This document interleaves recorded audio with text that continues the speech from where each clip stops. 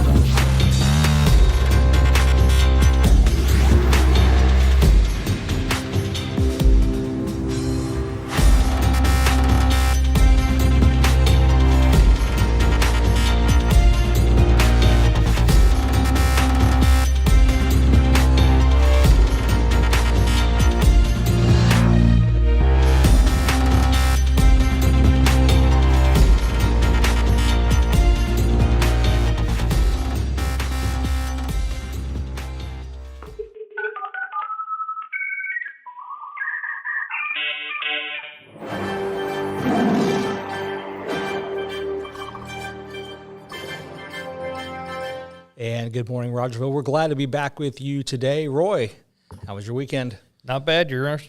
Yeah, it was good. I got to do a little cooking, so that's always something I look forward to. So we got that in. But, so here we are. Nice, bright, early. I know. And chilly, too. And chilly, yeah. That's kind of a shock. Yeah, that's no fun. If you have to get up early, at least it ought to be a little bit warmer than it was when you went to bed. And I don't think we got that pleasure this time going around. But Right. It is what it is. So, we were talking a little bit through the bumper there. Unrepresented defendants. Of course, I serve as a judge and have for over 20 years, or right about 20 years. And so I'm familiar with what it's like to, and as a prosecutor, I dealt with unrepresented clients all the time too. But in your world, I don't know what that looks like. Well, the biggest thing I think that jumps out is everyone assumes that the decision from the judge is going to be based on how they feel, and that's just simply not the case. Mm-hmm. It's a documentation issue like anything else, and you have so many people that are just amazed that they've been denied with everything they have going on, but if you don't peek at your records, you have no earthly idea what your records say about your case and how well your doctor is recording what it is that's going on. Yeah. I guess the biggest thing that would terrify me if I went in as an unrepresented client is a lot of times when you walk into the hearings office, they ask you to be there 30 minutes, 45 minutes early. You walk in, they give you a CD, and on that CD is the entirety of your file. Mm-hmm. And they load it in a computer for you, and you get 30 or 45 minutes to look at your entire file. Oh, wow. And, I've had files before that were 3,500 pages. Yeah, so that's, you can just imagine. You got to be a pretty fast sped reader to be able to get through all of that. Yeah. Yes, indeed. And unfortunately, the enormity of the file is just too much for people to look at. And when you get in the hearing as well, the hearings are pretty low key. They're a real informal hearing. There's not a lot of rules of evidence and that sort of thing.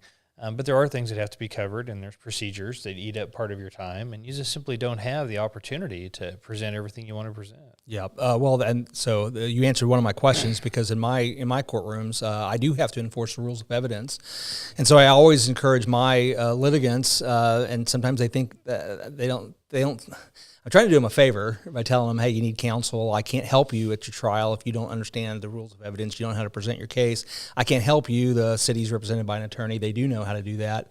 And I don't want you to be frustrated. And that's kind of the main problem is I think people are frustrated. And it's not based on how I feel. I can feel as sorry for you as I want, but that doesn't mean I can find in your favor if the law is against you. Right. There's a judge here in Springfield that used to be, it's not as much as it was, but he used to give 25 minutes.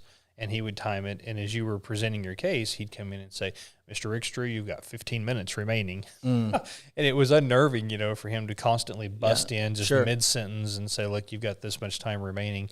But unfortunately, if you're an unrepresented client, that's really going to... Yeah, be very flustering. Yeah, you bet. Yeah. And, the other thing I would say about folks that come in unrepresented, a lot of times the work that I do, I've been in a lot of these hearings, obviously, and I do so much of the work ahead of time. Mm-hmm. I summarize every page of the medical records. I have notes galore.